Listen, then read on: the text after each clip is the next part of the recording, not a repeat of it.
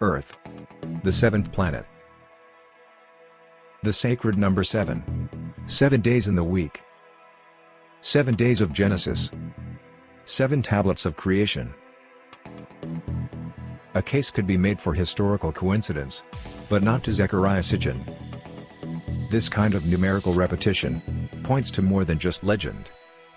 Whichever way you look at it, the facts about this 10th planet, known as Nibiru, are nothing less than astonishing.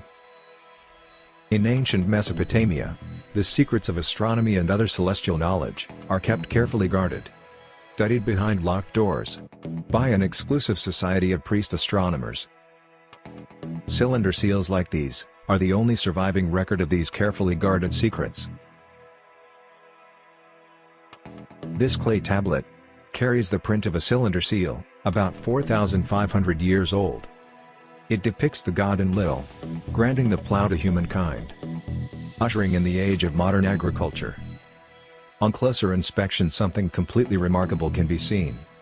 A detailed depiction of our complete solar system, configured identically to that known to contemporary science today. With the Sun prominently figured in the center, each planet appears in its correct position and relative proportions to the other planetary bodies. But, on the outskirts, is one additional planet. A 10th planet not currently located by astronomers of our modern times. Astronomers around the world are on the lookout for this elusive celestial sphere. As a growing body of physical evidence indicates, Planet X does, in fact, exist. Welcome to the WTF Files. The ultimate aim of all science, to penetrate the unknown. The greatest mystery is right here, right under our feet. These are the stories that will make you say, WTF.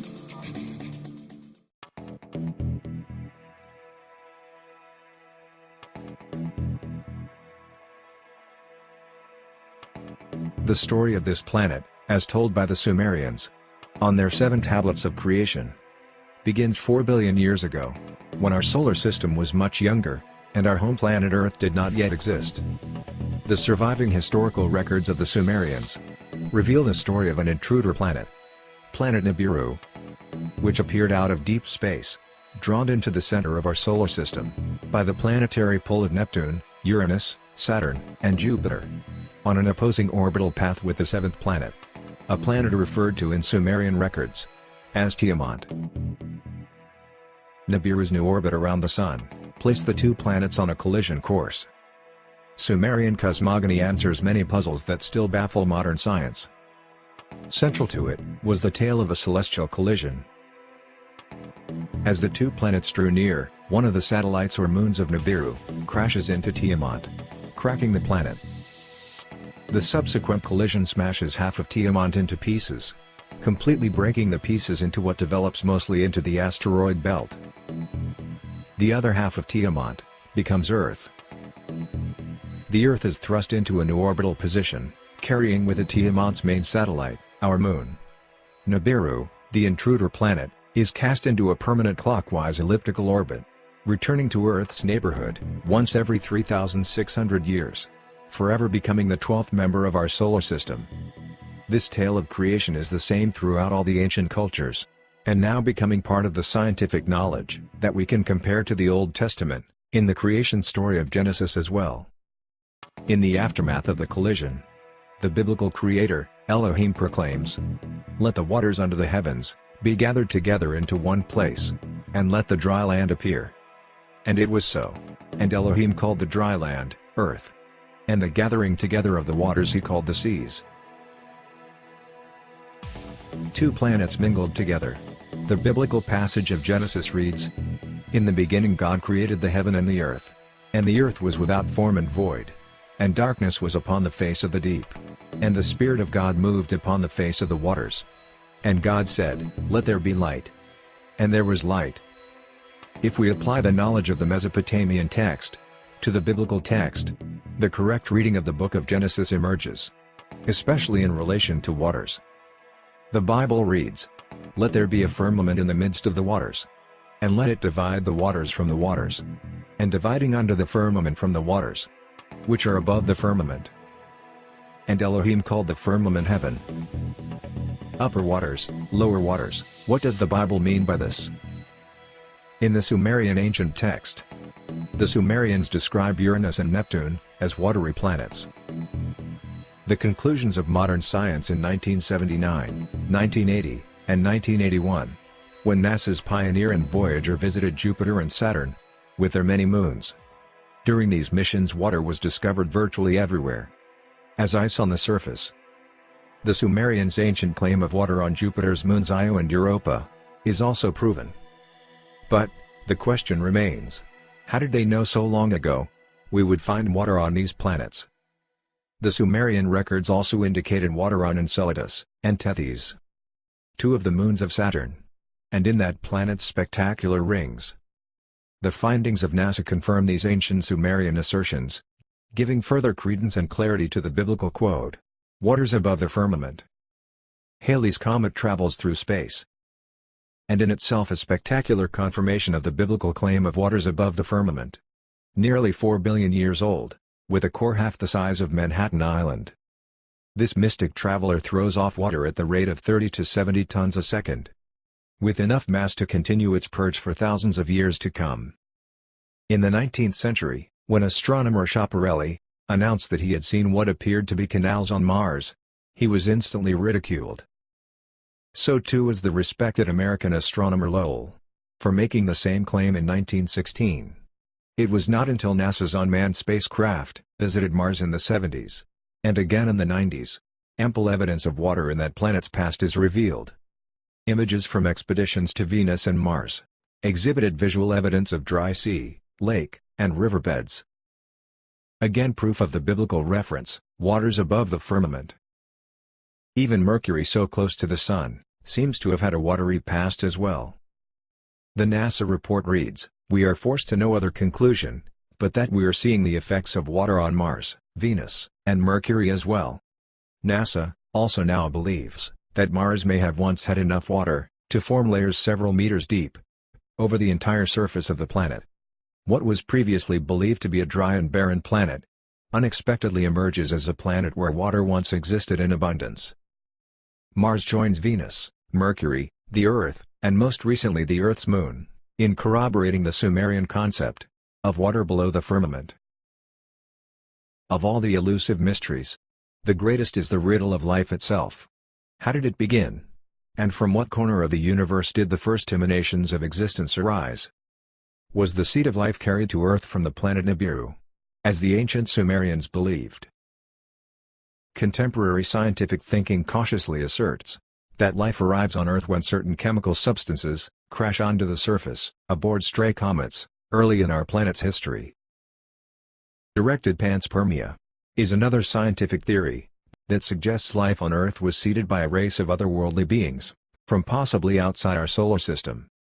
And not by chance, but as the deliberate activity of this otherworldly society. The Sumerians point to the Annunaki, who they claim as the creators of mankind, our own benefactors of life. According to Sumerian texts, the Anunnaki, in advance of landing 445,000 years ago, originally sent androids to scout the Earth. 150,000 years later, the Anunnaki themselves arrive and create humankind.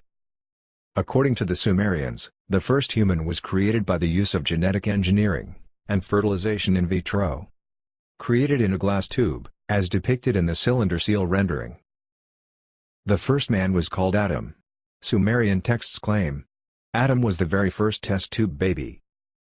In Genesis chapter 1, verse 26, the Bible reads, "Let us make the Adam in our own image and likeness." But why? Sumerian documentation suggests the Anunnaki create humanity as a slave race.